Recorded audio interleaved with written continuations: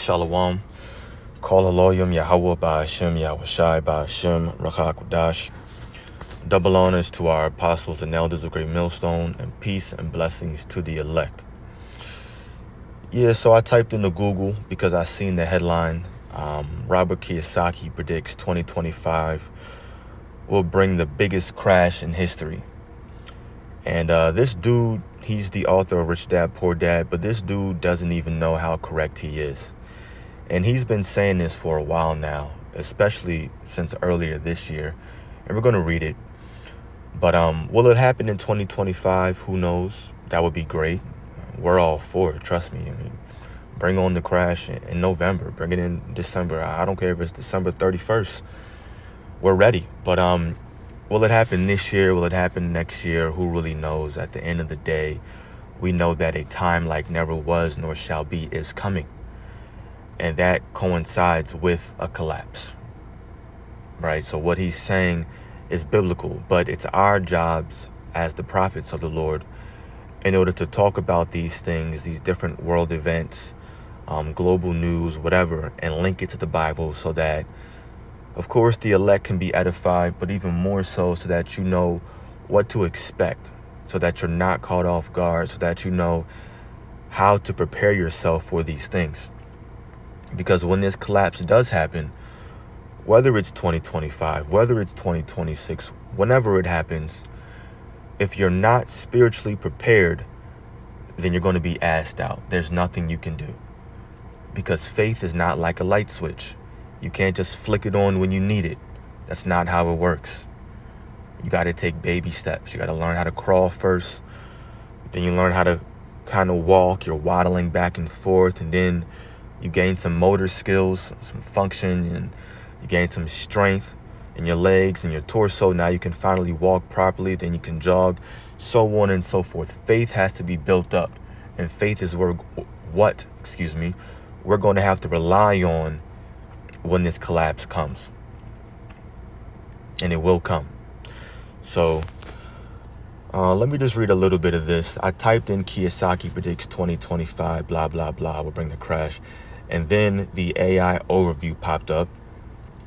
So we're going to read this. It says, as of October 2025, Rich Dad, Poor Dad author Robert Kiyosaki has repeatedly predicted a massive economic crash, which he claims will be the biggest crash in history, quote unquote, to occur sometime in 2025.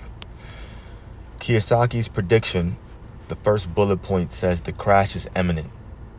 In multiple posts on the social media platform X throughout 2025, Kiyosaki has claimed that the long-foreseen market crash is finally happening.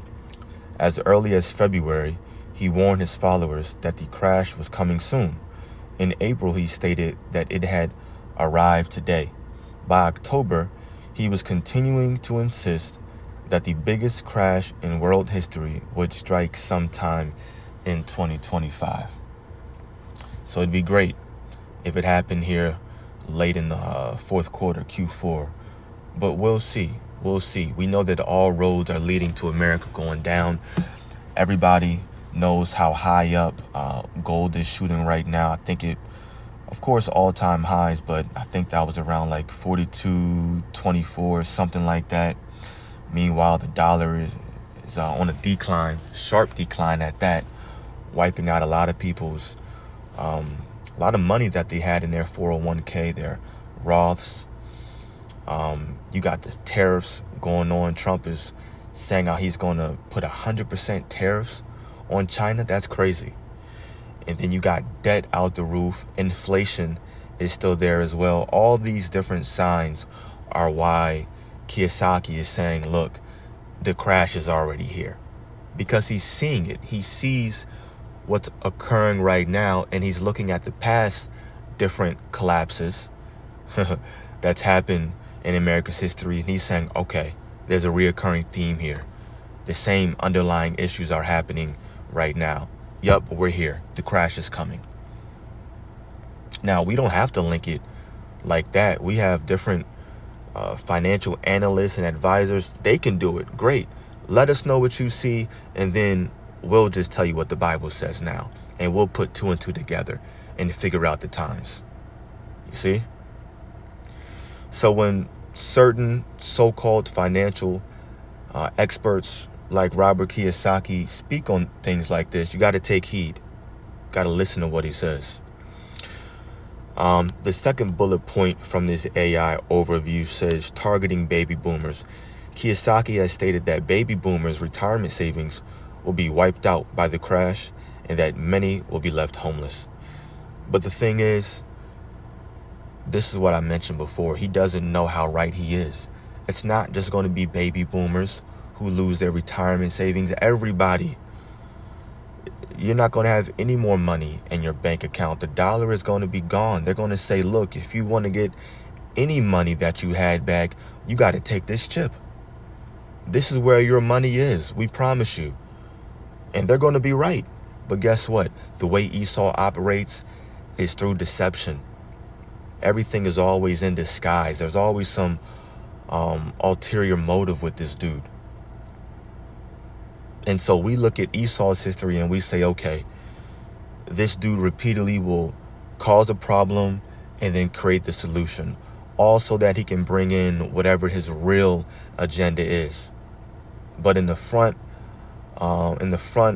scenes, it looks like these things are just happening randomly, right? It's uncontrollable, unfortunate events. Meanwhile, Esau is just engineering this collapse. It's been all engineered and constructed. This collapse that's about to happen, it's basically like it's like a business plan. You write everything out. You have your executive summary. You have your marketing ideas, your different strategies. That's what Esau's doing right now. This is not by coincidence. He wants to bring in his new world order. And that means everybody is going to have the mark of the beast in his eyes, which is the microchip. That's why this collapse is going to happen. And you have people warning about it, like Robert Kiyosaki, talking about the biggest crash in history. Yeah, it will be. But guess what? America's not going to recover from it. I'm going to end off with there. As you can see, it's all relevant. All these different articles are posting about what he said 4 days ago, 2 days ago, 3 days ago. Even Yahoo Finance is up in there from August. But that's it on that. Now I'll grab some precepts. This is, of course, Jeremiah 30, verses 6 and 7. It says, ask ye now and see whether a man doth travail with child. Wherefore do I see every man with his hands on his loins, as a woman in travail, and all faces are turned into paleness, meaning in shock, confused. Alas, for that day is great. Another synonym for great is terrible. Alas, for that day is terrible, so that none is like it. And what did Kiyosaki say? The biggest crash in world history. Alas, for that day is great, so that none is like it. It is even the time of Jacob's trouble, but he shall be saved out of it. So this is going to be a time of trouble for the tribes. But he, referring to the elect member, man and woman that is, and of course children, they're going to be protected. They're going to be okay. Like the scriptures say, the Lord is going to feed and protect and shelter his servants, his elect, right? Those that are predestined to receive salvation. In the time of famine, the book of Psalms says that we shall be satisfied. So we don't have to worry about what we're going to do, where we're going to be, right? How we're going to be protected in that day, where we're going to sleep, who we're going to be with. All these questions, you don't need to have them rolling in your mind. All that does is create worry, and worry creates doubt. The thoughts that we should have in our mind are biblical thoughts, like the scriptures say. Oh yeah, the Lord said that as long as I put my trust in him, he's going to provide for me. Oh yeah, the scriptures say that the angels encamp round about those that fear the Lord. I've been fearing the Lord. I'm doing his will. He said I'm going to be satisfied in the time of famine. I don't know how, but I just trust that I will. Those got to be your thoughts right there. You got to be thinking positive throughout those positive affirmations. Can't be walking in the time of Jacob's trouble with doubt and being negative. Negativity is going to get you killed. Straight up, just like that.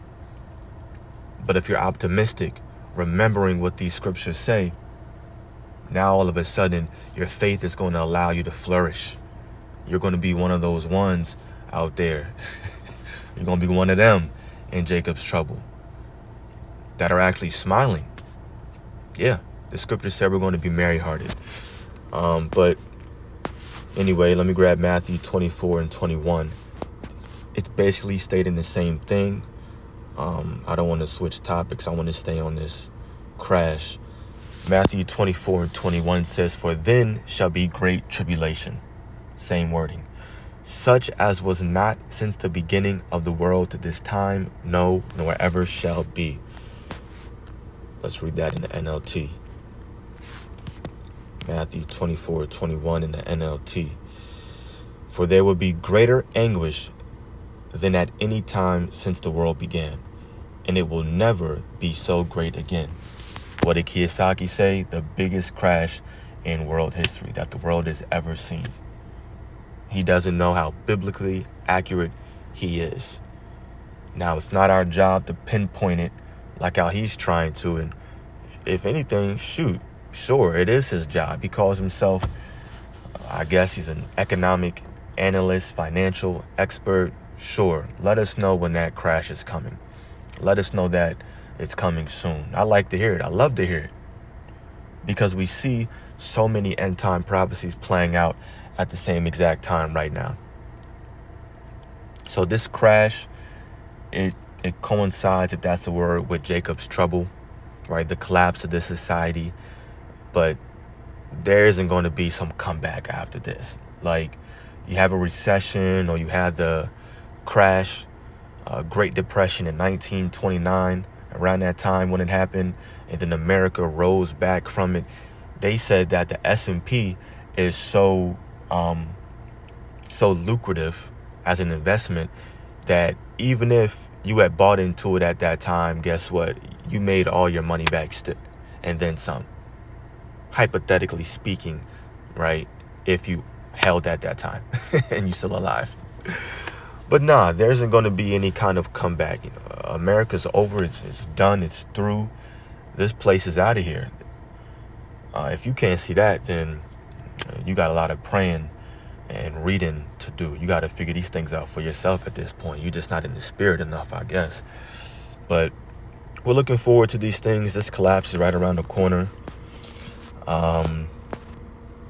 Yeah, I'm going to leave off with that. I'm not going to get too many precepts. I mean, it's pretty much straightforward. I guess I'll grab one more. Once again, it's just saying the same thing, but it's relevant because of the title. It's relevant because of what Kiyosaki said.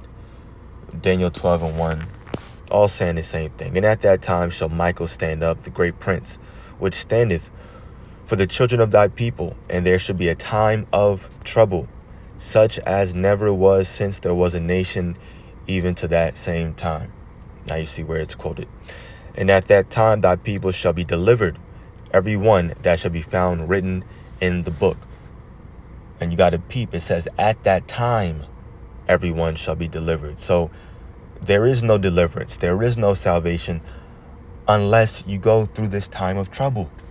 A lot of people, all these Israelites, these different camp leaders, trying to hide behind Jacob's trouble and not really talk about it. But now things are happening and they kind of got to throw it out there.